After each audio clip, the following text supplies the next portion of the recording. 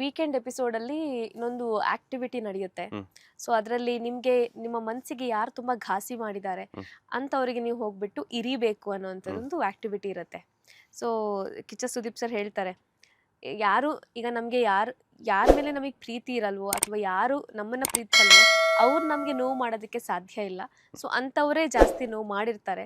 ಅದರಲ್ಲಿ ರಕ್ಷಿತಾ ಒಂದು ಮಾತು ಹೇಳ್ತಾರೆ, ಧ್ರುವಂತ್ ಅವರು ನಾನು ಅವ್ರಿಗೆ ಅಣ್ಣನ ಸ್ಥಾನ ಕೊಟ್ಟಿದ್ದೆ, but he doesn't deserve to be my brother anymore ಅಂತ ಹೇಳಿ ಅವರಿಗೆ ಚಾಕುವನ್ನ ಇರಿತಾರೆ ಅವರ ಫೋಟೋಗೆ.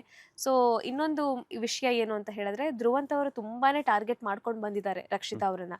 ನಮ್ಮ ಮಂಗಳೂರಲ್ಲಿ ಎಂತ ಗೊತ್ತುಂಟ ಗಾಯ್ಸ್ ಹೀಗೆಲ್ಲ ಮಾತಾಡಲ್ಲ ಅಂತ ಹೇಳ್ಬಿಟ್ಟು. ಫಸ್ಟ್ ಆಫ್ ಆಲ್ ಧ್ರುವಂತ್ ಅವರು ಮಂಗಳೂರವರಲ್ಲ, ಅವರ ನೇಟಿವ್ ಬಂದು ಕೊಡಗಿನವರಾಗಿ ಮಂಗಳೂರಲ್ಲಿ ಯಾವ ರೀತಿ ಮಾತಾಡ್ತಾರೆ, ಅಲ್ಲಿನ ಭಾಷೆ ಅಥವಾ ಮಾತಾಡುವ ಶೈಲಿ ಹೇಗಿದೆ ಅಂತ ಕಮೆಂಟ್ ಮಾಡುವ ಅಧಿಕಾರವೇ ಅವರಿಗಿಲ್ಲ.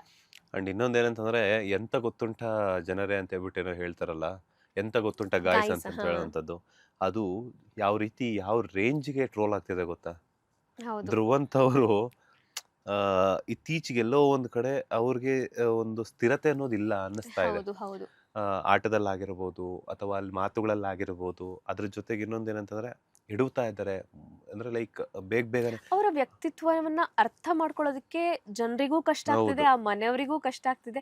ಸ್ವತಃ ಬಿಗ್ ಬಾಸ್ಗೆ ತುಂಬಾನೇ ಒಂಥರ ಕನ್ಫ್ಯೂಸಿಂಗ್ ಮೈಂಡ್ಸೆಟ್ ಬಂದಿದೆ. ಇಟ್ಕೊಂಡಿದ್ದಾರೆ ಗೊತ್ತಿಲ್ಲ ಅದು, ಅಥವಾ ಇಲ್ಲ ಅಂತಂದ್ರೆ ಹಿಂಗ್ ಆಡಿದ್ರೆ ಸ್ವಲ್ಪ ಇರ್ಬೋದು ಅಂತ ಹೇಳ್ಬಿಟ್ಟು ಯಾಕಂದ್ರೆ ಒಂದಷ್ಟು ದಿನ ಒಬ್ಬರ ಜೊತೆ ಚೆನ್ನಾಗಿರ್ತಾರೆ, ಆಮೇಲೆ ಅವ್ರ ಬಗ್ಗೆ ತಗೊಂಡೋಗಿ ಫಸ್ಟ್ ಮಲ್ಲಮ್ಮ ಜೊತೆ ಚೆನ್ನಾಗಿದ್ರು, ಆಮೇಲೆ ಒಂದು ಸಿಚುವೇಶನ್ ಅಲ್ಲಿ ಮಲ್ಲಮ್ಮ ಬಗ್ಗೆನೂ ಹೇಳಿದ್ರು, ಮಲ್ಲಮ್ಮ ಹೀಗ್ ಮಾಡ್ತಾರಂತ ಅನ್ಕೊಂಡಿರ್ಲಿಲ್ಲ.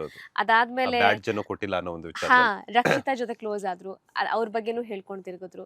ಸೂರಜ್ ಜೊತೆ ಕ್ಲೋಸ್ ಆದ್ರು, ಅವ್ರ ಬಗ್ಗೆನೂ ಹೇಳ್ಕೊಂಡ್ ತಿರ್ಗಿದ್ರು. ಅಭಿ ಜೊತೆ ಕ್ಲೋಸ್ ಆದ್ರು, ಇವಾಗ ಅಭಿ ಜೊತೆನೂ ಮಾತು ಬಿಟ್ಟಿದ್ದಾರೆ. ಪಾಪ ಅಭಿ ಏನ್ ಹೇಳೋದು, ಅವಿರೋಧ, ಯಾರ್ದು ವಿರೋಧ ಕಟ್ಕೊಂಡಿಲ್ಲ ಮನೇಲಿ, ಯಾರನ್ನ ಕೇಳಿದ್ರು ಅಭಿ ಬಗ್ಗೆ ಒಳ್ಳೆ ಒಪಿನಿಯನ್ ಹೇಳ್ತಾರೆ. ಅಂತ ಅಭಿ ಜೊತೆನೂ ಕೂಡ ಈಗ ಧ್ರುವಂತ್ ವಿರೋಧ ಕಟ್ಕೊಂಡು ಅಭಿನೇ ಮಾತಾಡೋದ್ ಬಿಟ್ಬಿಟ್ಟಿದ್ದಾರೆ ಧ್ರುವಂತ್ ಜೊತೆಗೆ. ಹಂಗಾಗಿದೆ ಅವ್ರ ಪರಿಸ್ಥಿತಿ. ಅದೇನೆ, ಎಲ್ರ ಜೊತೆ ನಾನು ಮಾತು ಬಿಡ್ತಿದೀನಿ ಅಂತಂದಾಗ ನನ್ನಲ್ಲೇ ಏನೋ ಫಾಲ್ಟ್ ಇದೆ, ಅದನ್ನ ನಾನು ಸರಿಪಡಿಸ್ಕೋಬೇಕು ಅನ್ನೋಂಥ ಥಾಟ್, ಅನ್ನೋಂಥ ಥಿಂಕಿಂಗ್ ಅವ್ರಿಗೆ ಬರಬೇಕು. ಅವ್ರಾಗ ಅವ್ರು ಅದು ತಿಳ್ಕೊಳ್ಳೋ ತನಕನೂ ಕೂಡ ಅವರು ನೆಕ್ಸ್ಟ್ ಸರ್ವೈವ್ ಆಗೋದಕ್ಕೆ ಕಾರಣ ಇಲ್ಲ ಅಂತ. ಆಮೇಲೆ ಇನ್ನೊಂದು ವಿಚಾರವನ್ನ ಮಾತನಾಡಬೇಕು. ಅಭಿಷೇಕ್ ಶ್ರೀಕಾಂತ್ ಅವರು ಅದ್ರ ಜೊತೆಗೆ ಲಾಸ್ಟ್ ಒಂದು ಏನ್ ಮನೆಯವರಿಂದ ಲೆಟರ್ ಬಂತು ಅಂತಂದಾಗ ಧನುಷ್ ಅವರು ಪಾಪ ತಮ್ಮ ಫ್ರೆಂಡ್ಗೋಸ್ಕರ ಲೆಟರ್ನ ಇದ್ ಮಾಡ್ತಾರೆ, ಸ್ವಲ್ಪ ಸಿಗ್ಲಿ ಅನ್ನೋ ಒಂದು ಕಾರಣಕ್ಕೆ. ಬಟ್ ಅದೇ ಒಂದು ವಿಚಾರವನ್ನ ರಾಶಿಕಾ ಅವ್ರ ಜೊತೆ ಏನೋ ಅಭಿ ಅವ್ರೇನೋ ಡಿಸ್ಕಸ್ ಮಾಡ್ತಾ ಇರ್ತಾರೆ ಕುತ್ಕೊಂಡು. ಇಲ್ಲ ಕೊಟ್ಬಿಟ್ಟೆ, ಮತ್ತೆ ಒಂದು ವಾರ ಫುಲ್ ಕೊರಗ್ತಿರ್ತಾರೆ, ಹಂಗೆ ಹಿಂಗೆ ಕೊಟ್ಟೆ ಮಚ್ಚ ಅಂತ ಹೇಳ್ತಿರ್ತಾರೆ ಅಂತ ಹೇಳ್ಬಿಟ್ಟು. ಪ್ರೀತಿ ಇರೋದಿಕ್ಕೆ ಫ್ರೆಂಡ್ ಅನ್ನೋವಂಥ ಭಾವನೆಯನ್ನ ಇಟ್ಕೊಂಡಿರೋದಕ್ಕೇನೆ ಧನುಷ್ ಅವ್ರು ಕೊಡ್ತಾರೆ. ಆದ್ರೆ ಅಭಿಷೇಕ್ ಅವ್ರು ಮಾತ್ರ ಅದನ್ನ ಎಲ್ಲರ ಹತ್ರ ಹೇಳ್ಕೊಂಡು ಈ ತರ ಅವರು ಹೇಳ್ಕೊಳ್ಳೋದಿಕ್ಕೇನೆ ಕೊಟ್ಟಿದ್ದಾರೆ ಅನ್ನೋ ಒಂದು ಕಾರಣಕ್ಕೆ ಕೊಡ್ತಾರೆ ಅಂತ ಹೇಳ್ಬಿಟ್ಟು ಆ ಒಂದು ಕಾರಣವನ್ನ ಕೊಡ್ತಾರೆ.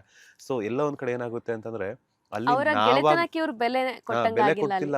ಆಮೇಲೆ ಧನುಷ್ ಅವರು ಧನುಷ್ ಅವರು ಯಾವತ್ತೂ ಕೊರಗೋದ್ನ ನೋಡಿಲ್ಲ.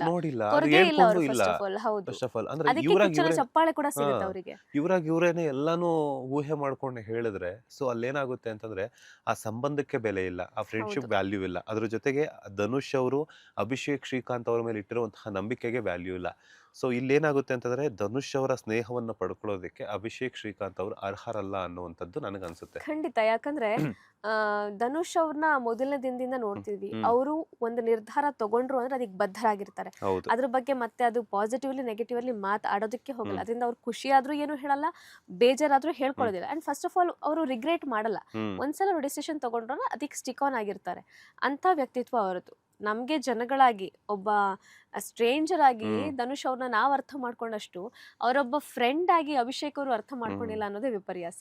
ಹೇಳಕ್ಕಾಗಲ್ಲ, ಬಿಕಾಸ್ ಯಾವ ಟೈಮ್ಗೆ ಏನಾಗುತ್ತೆ ಅಂತ ಹೇಳ್ಬಿಟ್ಟು. ಬಟ್ ಏನಂತಂದ್ರೆ, ಒಂದಷ್ಟು ಬಿಗ್ ಬಾಸ್ ಇಂದ ಒಂದಷ್ಟು ಸಂಬಂಧಗಳು ಹಾಳಾಗುತ್ತೆ, ಇನ್ನೊಂದಷ್ಟು ಸಂಬಂಧಗಳು ಒಳ್ಳೇದಾಗುತ್ತೆ.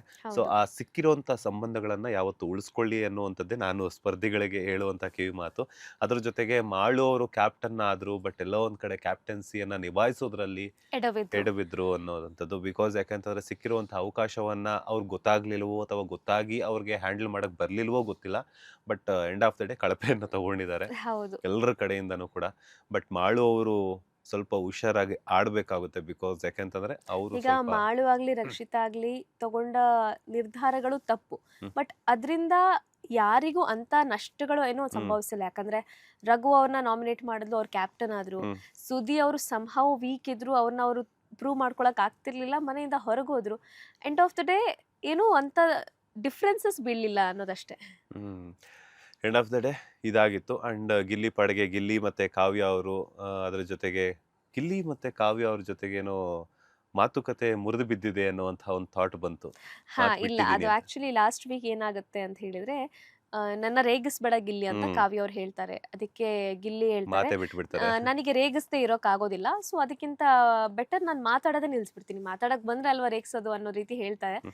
ಅಂತ ಸಣ್ಣ ಪುಟ್ಟ ನಡೀತಾನೆ ಇರುತ್ತೆ ಅವ್ರ ಮಧ್ಯೆ, ಅದೇ ನೋಡಕ್ ಒಂಥರ ಮಜಾ ಇರುತ್ತೆ. ಅದ್ ನೋಡಕ್ ಒಂಥರ ಮಜಾ ಇರುತ್ತೆ. ಅದ್ರ ಜೊತೆಗೆ ಅವರಿಬ್ರು ಯಾವಾಗ್ಲೂ ಮಾತು ಆಡ್ತಾ ಇದ್ರೆ ಚೆನ್ನಾಗೂ ಇರ್ತೈತೆ. ಬಿಕಾಸ್ ಆಡಿಯನ್ಸ್ ನಿಮ್ಗೋಸ್ಕರ ಒಂದಷ್ಟು ಹೋಪ್ಸ್ ಅನ್ನ ಇಟ್ಕೊಂಡಿದ್ದಾರೆ. ಹೌದು. ಸೊ ನಮ್ಮ ಮೂಲಕ ನಾವು ಕನ್ವೆ ಮಾಡೋದಕ್ಕಾಗಲ್ಲ. ಬಿಕಾಸ್ ಯಾಕಂತಂದ್ರೆ ನೀವೇ ಅದನ್ನ ಅರ್ಥ ಮಾಡ್ಕೊಂಡು ಆ, ಮಾತಾಡ್ಕೊಂಡು ಕಲರ್ಸ್ ನೀವು ಟೀಮ್ ಅವ್ರು ಇದ್ ಮಾಡ್- ಕನ್ವೆ ಮಾಡ್ತಾರೆ.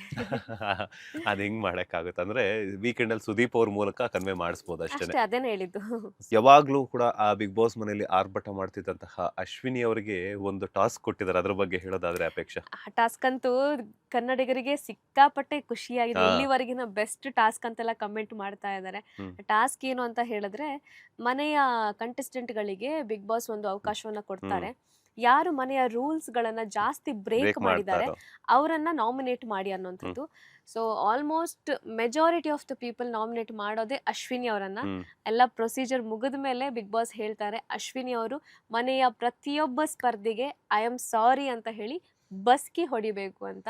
ಅಂಡ್ ಗಿಲ್ಲಿ ಈ ಟೈಮಲ್ಲೂ ಕೂಡ ಅವರಿಗೆ ಕ್ವಾಟ್ಲೆ ಕೊಡೋದನ್ನ ನಿಲ್ಸಲ್ಲ. ಕ್ವಾಟ್ಲೆ ಕಾಲ್ ಕೊಡೋದಂತಲ್ಲ. ಮೇಲೆ ಕಾಲ್ ಹಾಕೊಂಡು ಆರಾಮಾಗಿ ಹಿಂಗ್ ಕೂತ್ಕೊಂಡು ಅಲ್ಲೂ ಕೂಡ ಅವ್ರು ನೋಡಿ, ಬಸ್ಕಿ ಅಲ್ಲೂ ಕೂಡ ಹೊಡಿಬೇಕಾದ್ರೆ ಬಿಗ್ ಬಾಸ್ ಹೇಳಿದ ಮೇಲೆ ಕುತ್ಕೊಳ್ಳೋದು ಹಿಂಗೆ ಕುತ್ಕೋಬೇಕು ಸ್ಪರ್ಧಿಗಳು ಬೇರೆ ಪರಸ್ಪರ್ಧಿಗಳು ಅನ್ನೋಂಥದ್ದನ್ನ ಬಿಗ್ ಬಾಸ್ ಎಲ್ಲೂ ಹೇಳಿಲ್ಲ. ಹೌದು. ಅವ್ರ ಇಷ್ಟ ಅದನ್ನ. ಇವ್ರೆಲ್ಲಿ ಬಂದ್ಬಿಟ್ಟು ನೀನ್ ಕಾಲ್ ಮೇಲೆ ಕಾಲ್ ಹಾಕೊಂಡು ಕುತ್ಕೊಂಡು ನಾನು ಕೇಳಲ್ಲ ಅನ್ನೋ ಈಗ ಅಲ್ಲೂ ಹಂಗ್ ಕೂಡ ರೂಲ್ಸ್ ನೋಡಿದ್ರೆ ಬ್ರೇಕ್ ಮಾಡ್ತಿದ್ದಾರೆ. ಫಸ್ಟ್ ವೀಕ್ ಅಲ್ಲಿ ಹ್ಮ್. ಜಂಟಿ ಒಂಟಿ ಟಾಸ್ಕ್ ಅಂತ ಇದ್ದಾಗ ಹ್ಮ್. ಇವರಿಗೆ ರಾಜಮಾತೆ ಆಗಿ ಅಂತ ಬಿಗ್ ಬಾಸ್ ಏನ್ ಹೇಳಿಲ್ಲ, ಹ್ಮ್. ಆದ್ರೂ ಇವ್ರು ರಾಜಮಾತೆ ರೋಲ್ ಅನ್ನ ನಿಭಾಯಿಸಿದ್ರು. ಹ್ಮ್. ಸೊ ಆಗ ಜನಗಳು contestant ಗಳು ಪ್ರಶ್ನೆ ಅಲ್ಲ, ಮಾಡ್ಬೋದಿತ್ತು, ಇವಾಗ ನೀವ್ ಯಾಕೆ ಹಿಂಗ್ ಮಾಡ್ತೀರಾ, ರಾಜಮಾತೆ ಅಂತ ನಿಮಗೆ ಬಿಗ್ ಬಾಸ್ ಹೇಳಿದ್ರ ಅಂತ. ಈಗ ಅವರಿಗೆ ಬೇರೆ contestant ಗಳು ಪ್ರಶ್ನೆ ಮಾಡಿಲ್ಲ ಅಂದಾಗ ಹ್ಮ್. ಇವರಿಗೂ ಕೂಡ contestant ಗಳನ್ನ ಪ್ರಶ್ನೆ ಮಾಡೋ ಅಧಿಕಾರ ಇರೋದಿಲ್ಲ. ಹೌದು. ಇವರಿಗೆ ಹೇಳಿದ ಕೆಲಸ ಏನು, ಅವ್ರ ಹತ್ರ ಐ ಆಮ್ ಸಾರಿ ಅಂತ ಹೇಳಿ ಬಸ್ಕಿ ಹೊಡೆದು ಕ್ಷಮೆ ಕೇಳಬೇಕು ಅಂತ. ಅದನ್ನ ಬಿಟ್ಟು ಇಲ್ಲೂ ಕೂಡ ಅವರು ಹಕ್ಕನ್ನ ಚಲಾಯಿಸೋದಕ್ಕೆ ಹೋಗ್ತಾರೆ. ಅದೇನೆ ಹೇಳದ್ನಲ್ಲ, ಇಲ್ಲಿ ಏನಾಗುತ್ತೆ ಅಂತಂದ್ರೆ ಅವರ ಜನರು ಈಗೋ ಅನ್ನೋದು ತುಂಬಾನೇ ಅವರಿಗೆ ಹರ್ಟ್ ಅಡ್ಡ ಆಗಿದೆ, ಬರ್ತಿದೆ. ಪರ್ಸನಲ್ ಆಗಿ ತಗೊಳ್ತಾ ಇದ್ದಾರೆ. ಅದೊಂದು. ಅದ್ರ ಜೊತೆಗೆ ಇನ್ನೊಂದು ನಾವು ಅರ್ಥ ಮಾಡ್ಕೋಬೇಕಾಗಿರೋದು ಏನು ಅಂತಂದ್ರೆ ಇವರ ಒಂದು ವ್ಯಕ್ತಿತ್ವದಿಂದ ಅತ್ತೆಗೊಂದ್ ಕಾಲ ಸೊಸೆಗೊಂದ್ ಕಾಲ ಅನ್ನೋಂಥದ್ದು. ಅದು ಆ, ಏನದು ಚೋರರಿಗೊಂದು ಕಾಲ ಶೂರರಿಗೊಂದು ಹಾ, ಕಾಲ ಅಂತ ಆ ತರ ಬರುತ್ತಲ್ಲ, ಬರುತ್ತಲ್ಲ. ಹಂಗಾಗಿದೆ ಸೊ ಇವಾಗ. ಅದೊಂದು ಆಗಿದೆ. ಸೊ ಅದಕ್ಕೇನೆ ಯಾರ ಟೈಮು ಯಾರ ಹಣೆ ಬರಹ ಯಾವಾಗ ಯಾರು ಹೇಗಿರುತ್ತೆ ಏನಿರುತ್ತೆ ಅಂತ ಅಂತ ಹೇಳಕ್ ಹೇಳಕ್ಕಾಗಲ್ಲ. ಆಗೋದಿಲ್ಲ. ಸೊ ಒಂದ್ ವೇಳೆ ಬಿಗ್ ಬಾಸ್ ಈ ಟಾಸ್ಕ್ ಕೊಡದೇ ಇದ್ರೆ ಹ್ಮ್. ಅಶ್ವಿನಿ ಅವರು ಬೇಕಾದ್ರೆ ಜೀವ ಬಿಡ್ತಿದ್ರೇನೋ ಈ ರೀತಿ ಮಾಡ್ತಿರ್ಲಿಲ್ಲ ಅಂತ ಹ್ಮ್. ಅನ್ಸ್ತಿದೆ. ಹೌದು, ಈ ತರ ಆಗಿದೆ. ಯಾಕಂದ್ರೆ ಯಾರ ಮಾತಿಗೂ ಅವ್ರು ಬಗ್ಗೋರಲ್ಲ. ಬಿಗ್ ಬಾಸ್ ನಾನೊಬ್ಳು ಕಂಟೆಸ್ಟೆಂಟ್ ಅನ್ನೋ ಕಾರಣಕ್ಕೆ ಅವರು ಒಪ್ಕೊಂಡಿದ್ದಾರೆ ಬಿಟ್ರೆ ಅದರ್ವೈಸ್ ಇದು ಸಾಧ್ಯನೇ ಆಗ್ತಿರ್ಲಿಲ್ಲ. ಸೊ ಇದಾಗಿತ್ತು ಇವತ್ತಿನ ಬಿಗ್ ಬಾಸ್ ಮನೆಯ ಸದಸ್ಯರ ಬಗ್ಗೆ ಆಗಿರ್ಬೋದು, ಒಂದಷ್ಟು ಎಲಿಮಿನೇಷನ್, ಹಾಗೆ ಬಿಗ್ ಬಾಸ್ ಮನೆಯಲ್ಲಿ ಏನೆಲ್ಲ ನಡೀತು ಅನ್ನುವಂತಹ ಒಂದಷ್ಟು ಮಾತುಕತೆ. ಸೊ ಮುಂದಿನ ಎಪಿಸೋಡ್ನಲ್ಲಿ ಮತ್ತೆ ಸಿಗ್ತೀವಿ. ಅಲ್ಲಿವರೆಗೂ ನೋಡ್ತಾನೆ ಇರಿ ಬಾಸ್ ಟಿವಿ ಕನ್ನಡ. ಧನ್ಯವಾದಗಳು. ಲೇಟೆಸ್ಟ್ ಹಾಗೂ ಇಂಟ್ರೆಸ್ಟಿಂಗ್ ಸುದ್ದಿಗಳಿಗಾಗಿ ಬಾಸ್ ಟಿವಿ ಕನ್ನಡ ಚಾನೆಲ್ನ ಸಬ್ಸ್ಕ್ರೈಬ್ ಮಾಡಿ. ಹಾಗೆಯೇ ಬೆಲ್ ಐಕಾನ್ ಪ್ರೆಸ್ ಮಾಡಿ. ಇದರ ಜೊತೆಗೆ ಫೇಸ್ಬುಕ್, ಇನ್ಸ್ಟಾಗ್ರಾಮ್, ಎಕ್ಸ್ ನಲ್ಲೂ ಮಿಸ್ ಮಾಡದೆ ಫಾಲೋ ಮಾಡಿ.